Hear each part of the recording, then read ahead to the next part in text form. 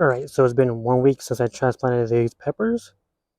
As you see with the native soil one, it looks the weakest, but I think because one day I missed watering all of these, so I don't know if that has something to do with it. Last time I saw it was wilted like crazy, so that's probably it also. But this one, the sandy soil, looked fine when I didn't water that one time, and especially the biochar and native soil looked really good even without the watering. So obviously biochar holds a lot of water. And then after I watered this one, the native soil, it looks a lot better. It's the next day, Saturday, and tomorrow I'm gonna just water it again with some mycorrhizae inoculant, and hopefully that'll give it a better chance of growing. All right, get back to the video. Hey, what's up, YouTube? Welcome back to my channel. In today's video, I'm going to finally planting the lemon habaneros in these containers. As you can see, last week I did chop this down, just get it ready. Plus, it was done already, so it doesn't matter. But these two, as you can see, I did not do that. And this was my native soil, this is my sandy soil, and this is the biochar native soil. So today I'm gonna just chop it down, and then I'm gonna plant the lemon habaneros. I'm gonna show you guys what they look like right now in a minute. But yeah, I want to show you before and then after. But right now I'm gonna show you how the plants look like.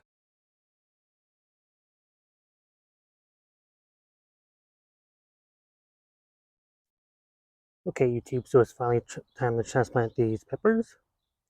As you can see, this one's probably my biggest one, and then that one, then my smallest is the native soil. And obviously, because I planted these late, and I think the reason why they're all still small, still, because with these two especially, I overwater them, so I think that really slowed them down. So I think this is one's growing a little bit faster than the other two. But let's start transplanting.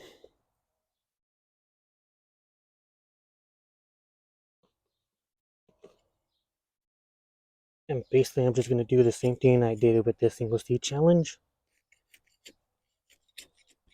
Which reminds me, I forgot something.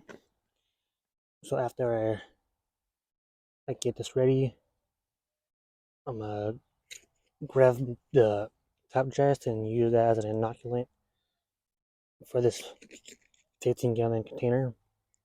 And hopefully that will give it some worms.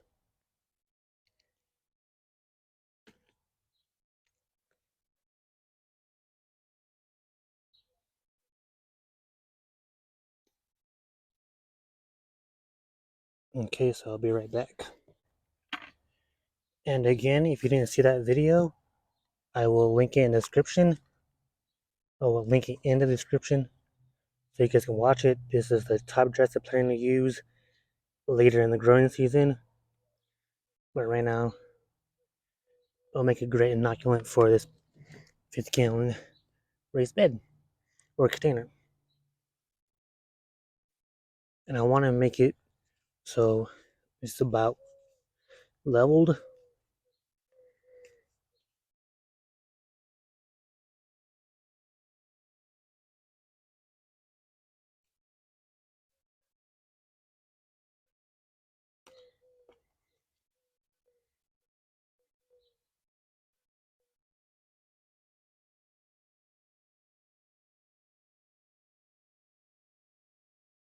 Whoa, which is falling apart. Holy.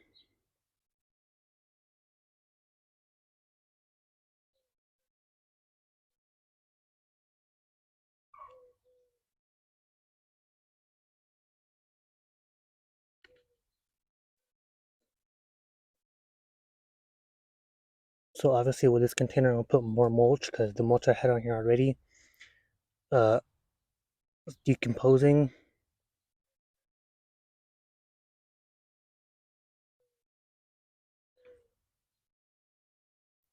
And it's kind of wet still, so I don't think I need to put too much water. Okay, now the sandy soil. As you can see, the cover crop's still alive because I just barely took it out.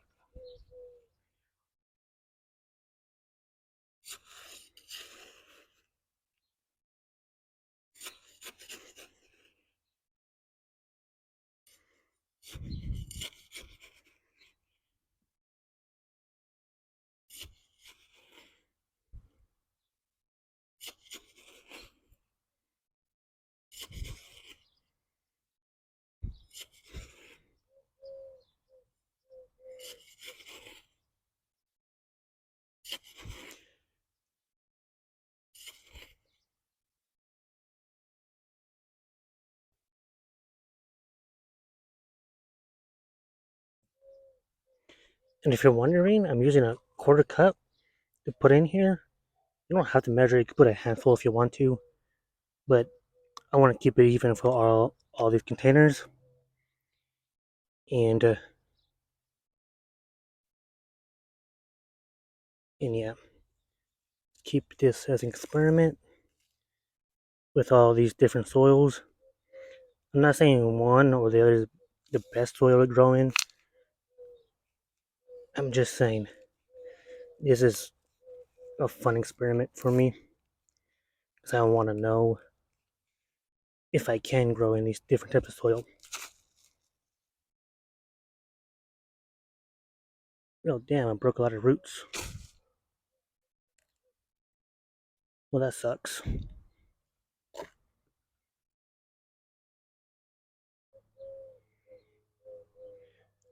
Hopefully this make a quick recovery.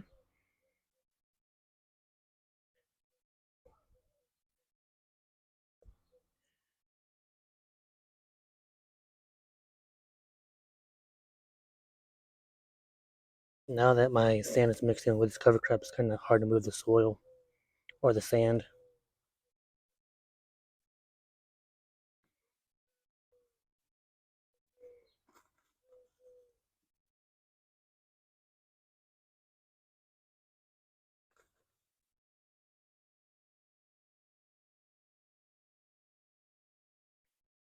Okay, I think that's as good as gonna get today.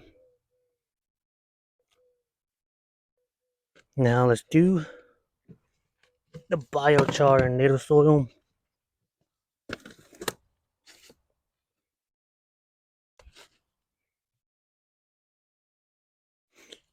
And let me know in the comments below which one do you think is gonna grow the best.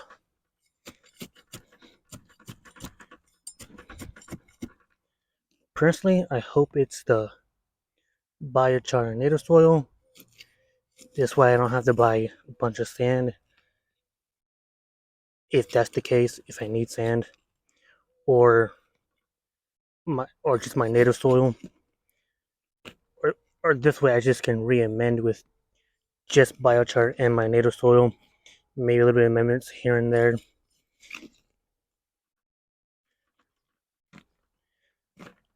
Boy.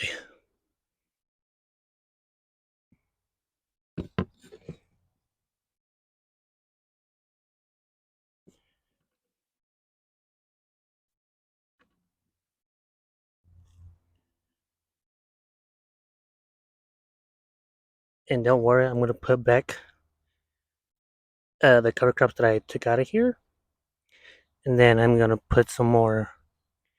It's called mulch. Again, using this hopefully to inoculate with worms, but we'll see what happens.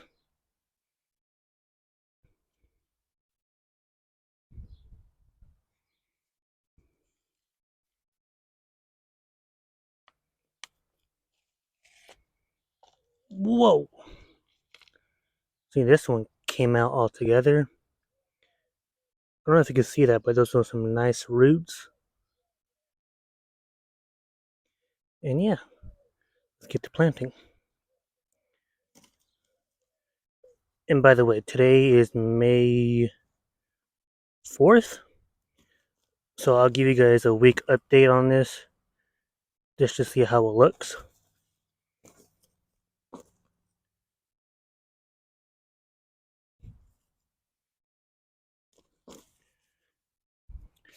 And okay, this is how they look like before they're all mulched up. Now, let me mulch these. So Be right back in a second. Alright guys, so here's how all the containers look like after they've been mulched up.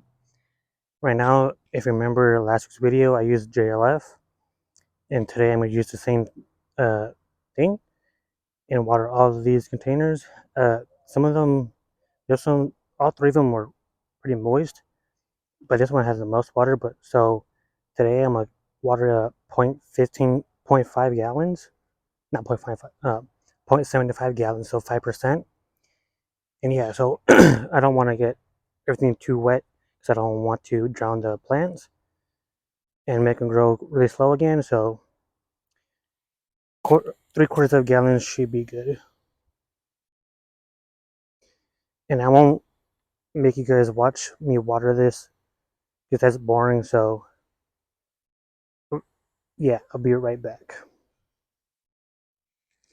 Alright guys, so I was gonna finish this video by putting up the trellises, but since they're so small, I don't think it's necessary.